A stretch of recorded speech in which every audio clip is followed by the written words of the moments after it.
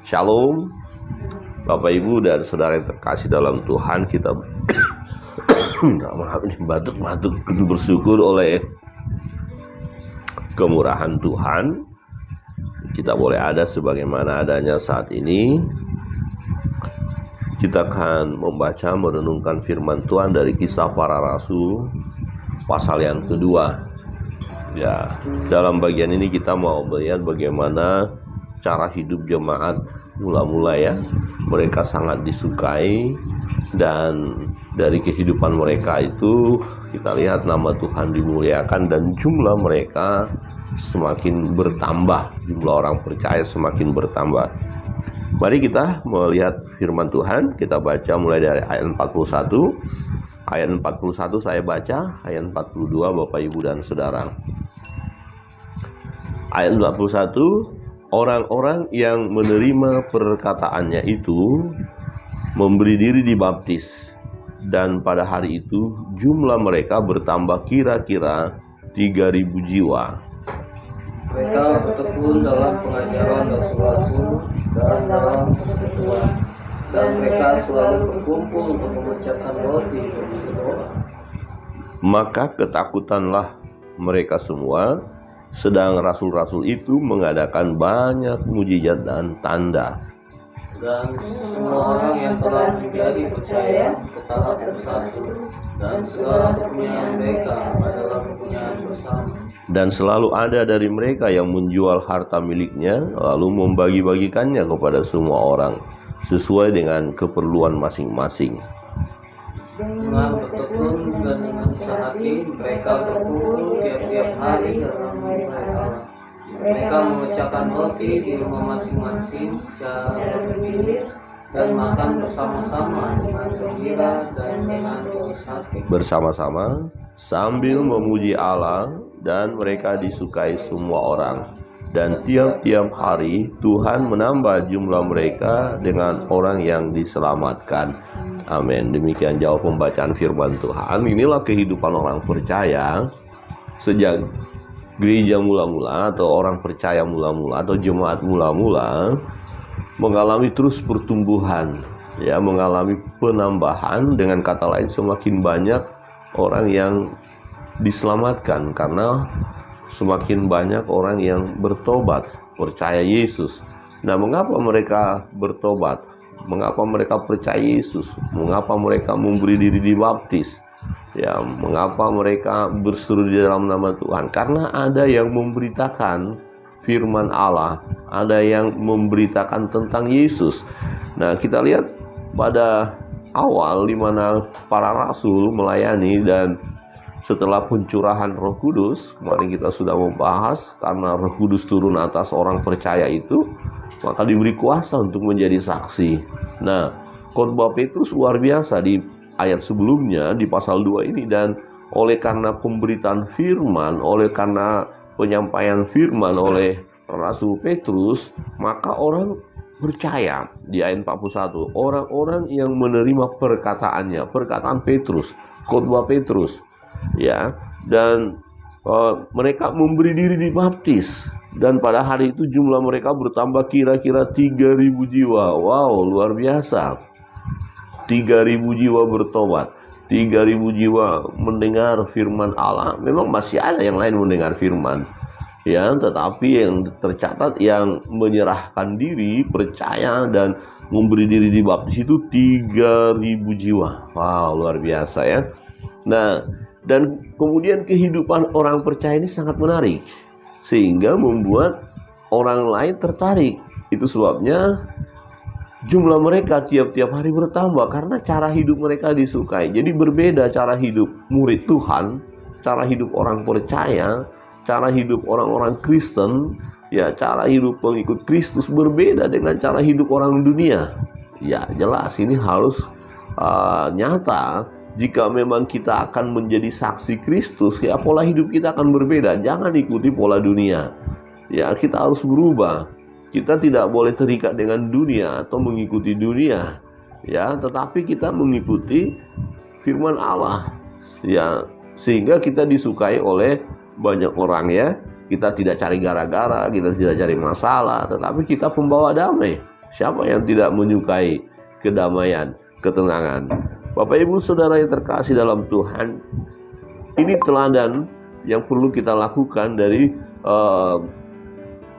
jemaat mula-mula. Perhatikan di ayat 42 berkata begini, mereka bertekun dalam pengajaran rasul-rasul dan dalam persekutuan. Jadi kita dalam hidup ini, supaya kita jadi berkat dan melalui hidup kita ada lagi jiwa-jiwa datang kepada Tuhan, maka mari kita bertekun dalam pengajaran. Rasul-rasul dikatakan dalam pengajaran artinya firman Allah. Jadi kita renungkan firman Allah, kita belajar firman itu, kita terima pengajaran yang benar. Sebab jika kita tidak mempelajari firman dengan cara yang benar, akan ada pengajar-pengajar palsu, pengajar-pengajar sesat yang mau menyesatkan kita. Yaitu fakta. Dan memang sudah Tuhan peringatkan melalui firman Tuhan bahwa akan ada waktunya akan muncul nabi-nabi palsu, pengajar-pengajar palsu, pengajar-pengajar sesat. Nah, untuk itu mari kita bertekun dalam pengajaran. Artinya bertekun itu terus-menerus. Jangan kita jenuh-jenuh untuk membaca dan merenungkan firman, ya. Jadi mau kita menggumuli firman itu, merenungkannya siang dan malam, terus-menerus mendengarkan khotbah-khotbah yang benar, khotbah-khotbah yang disampaikan yang sesuai dengan firman Allah. Dengarkan, renungkan, dan terima pengajaran itu, ya. Dan dikatakan dan dalam persekutuan. Jadi jangan kita pernah mundur dari persekutuan, jangan mundur dari ibadah kita. Ibrani pasal 10 ayat 25 mengingatkan itu. Jangan mengundurkan diri dari pertemuan-pertemuan ibadahmu. Ya, jadi jangan kita mulai mundur. Orang yang mulai mundur dari persekutuan, dia akan hilang. Ya, dia akan bisa terseret ke dalam dunia. Dia tidak akan bisa menjadi saksi. Untuk itu kita perlu terus bersekutu. Nah, manfaat persekutuan ini adalah saling menguatkan kita, saling mengingatkan kita, saling menopang. Ya, kita punya kelemahan satu dengan yang lain, tetapi ketika kita bersekutu, kita sharing di situ tentang persoalan pergumulan hidup kita, kemudian kita dapat berdoa bersama, maka kita dikuatkan. Jadi pengajaran jangan lupa, tetap rindukan pengajaran itu. Jangan bosan-bosannya kita belajar firman Allah, dan tetap dalam persekutuan. Ada persekutuan-persekutuan kelompok kecil kita buat, persekutuan kaum bapak, persekutuan kaum ibu, persekutuan pemuda, ya, KPI, kelompok pembinaan iman ada. Jadi kita ikutin, maka di situ kita akan semakin bertumbuh dan nanti lihat akan terjadi perubahan dalam hidup kita. Maka kita akan disukai. Kemudian dikatakan mereka selalu berkumpul untuk memecahkan roti dan berdoa. Jadi dalam persekutuan mereka berbagi berkat dan juga berdoa. Ini satu pola hidup yang luar biasa yang perlu kita teladani. Inilah pola hidup orang percaya. Nah, apakah kita sudah melakukan hal itu? Mungkin ada beberapa hal kita lakukan, ya, tapi beberapa hal tidak. Tetapi kita mau lakukan semuanya. Ya, persekutuan itu perlu berbagi, ya, saling berbagi makanan, ya, berbagi berkat, ya, dan menarik juga saling berdoa. Kita terus melatih diri kita untuk berdoa, bukan hanya untuk diri kita saja. Oh, keperluan saya yang saya mau doakan, kebutuhan-kebutuhan saya, tidak. Tetapi kita mau berdoa. Ya, banyak hal yang perlu kita doakan, bersyafaat. Ya, kita terus berdoa. Dan kemudian apa yang terjadi di dalam kehidupan orang-orang percaya ini dan rasul? Ya, rasul-rasul ayat 43, maka ketakutanlah mereka semua, sedang rasul-rasul itu mengadakan banyak mujizat dan tanda. Dan semua orang yang telah menjadi percaya tetap bersatu, dan segala kepunyaan mereka adalah kepunyaan bersama. Perhatikan, ada tanda-tanda mujizat. Apakah sekarang tanda-tanda mujizat masih ada? Masih berlaku? Masih bisa? Iya, masih. Kalau kita pola hidup kita seperti jemaat mula-mula, itu akan terjadi. Hamba-hamba Tuhan melakukan mujizat. Mujizat Tuhan yang mengerjakannya, tetapi melalui pelayanan hamba-hamba Tuhan, melalui pelayanan orang-orang percaya, melalui pelayanan murid Kristus, melalui pelayanan Bapak Ibu dan Saudara kita semua. Bapak Ibu, ketika datang dan menemukan ada orang yang sakit misalnya, Bapak Ibu Saudara bisa mendoakan dia. Percaya oleh karena kuasa Tuhan, maka yang kita doakan sembuh.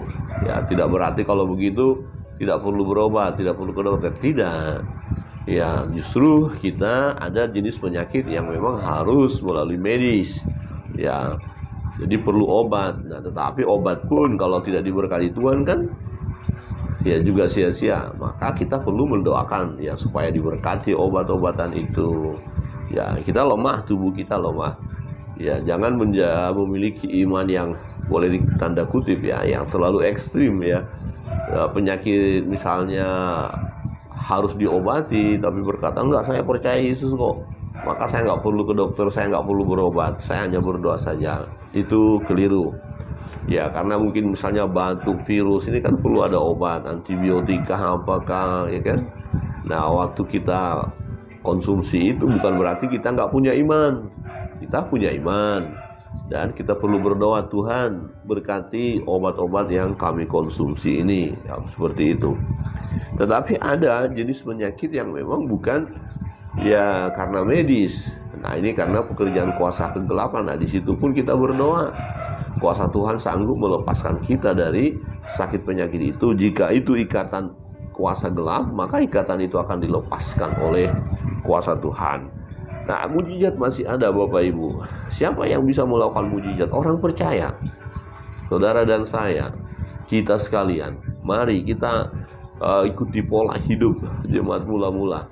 Dan ketika kita mendoakan orang, ya maka ada orang yang akan datang kepada Tuhan. Ini satu kesaksian yang luar biasa ya. Beberapa tahun yang lalu, ini saya sangat senang dengan kesaksian ini. Ada saudara kita yang akhirnya tadinya dia bukan orang percaya, akhirnya percaya kepada Yesus karena tanda mujizat. Anaknya nangis-nangis terus. Ya, kemudian dia punya teman seorang anak muda yang bekerja, satu pekerjaan. Orang muda ini bukan pelayan Tuhan, ya jemaat biasa, pemuda. Dan bukan pemuda kita ya, bukan pemuda Sinam ya, pemuda lain. Nah, kemudian dia berani mendoakan anak temannya ini yang sakit. Boleh saya doakan? Ya boleh. Setelah didoakan apa? Dia mana gitu, tenang. Nah, di situ bapak itu rasa wah kok luar biasa ya. Nah, kemudian dia sarankan coba jumpain pendeta. Ya, jumpain pendeta dan dilayani. Nah, kemudian kita akhirnya ketemu bersama dengan kita layani, dan bapak ibu dan keluarga ini akhirnya datang kepada Tuhan, percaya kepada Yesus. Sampai sekarang mereka pengikut Kristus. Itu mujizat masih ada Bapak Ibu. Saudara yang terkasih dalam Tuhan, kita melihat bahwa dengan kehidupan orang percaya yang disukai ya, maka akan bertambah-tambahlah jumlah orang percaya. Ayat 46, dengan bertekun dan dengan sehati mereka berkumpul tiap-tiap hari dalam bait Allah. Wah, ini tiap-tiap hari dalam bait Allah ini kayaknya mereka senang doa ya, tidak hanya hari Minggu istilahnya. Kalau kita sekarang jadi senang ke gereja. Nah, waktu kami dapat kunjungan ke Korea itu memang kami lihat jemaat di Korea melakukan hal itu. Jadi pagi-pagi benar mereka berdoa tiap hari, bukan hanya hari Minggu. Nah, kadang-kadang ketika mereka bergumul datang ke gereja terbuka dan mereka masuk, mereka berdoa sendiri. Kemudian mereka lakukan aktivitas. Jadi selalu terbuka, gereja itu terbuka dan sewaktu-waktu jemaat datang untuk berdoa. Dan kita rindu seperti itu. Jadi misalnya ada jemaat yang bergumul ya datang aja ke gereja, langsung buka gereja dan berdoa. Wah, luar biasa ya. Nah, itu hal yang sangat-sangat memberkati ya, sangat-sangat baik untuk kita lakukan sehingga hidup kita pun jadi berkat. Nah, dikatakan ayat 47, sambil memuji Allah dan mereka disukai oleh semua orang, dan tiap-tiap hari Tuhan menambah jumlah mereka dengan orang yang diselamatkan. Ini menjadi teladan bagi kita. Mari Bapak Ibu kita lakukan bagian kita. Kita posisikan diri kita seperti jemaat mula-mula, dan harus seperti itu dalam pengajaran firman Allah terus-menerus ya. Jangan kita kendor, jangan mundur, terus semangat belajar firman, membaca Alkitab tiap-tiap hari, merenungkannya, dan jangan lupa tetap persekutuan, jangan mundur dari persekutuan. Ibadah-ibadah kita lakukan dengan sukacita, Ya, jangan lupa berdoa. Ikut terus kita berdoa bersama-sama, memuji Tuhan, dan kita juga mau berbagi. Dipakai oleh Tuhan untuk apa yang bisa kita lakukan, kita lakukan. Kita berbagi, kita menikmati berkat-berkat Tuhan, tapi juga orang lain dapat menikmati berkat Tuhan melalui kehidupan kita. Maka ya, orang melihat, senang melihat kita, dan ternyata itu merupakan satu kesaksian, dan akhirnya ada banyak orang yang akan datang kepada Tuhan. Kiranya Tuhan memberkati kita dan kita semua dipakai oleh Tuhan. Kita akan masuk dalam doa-doa kita berdoa.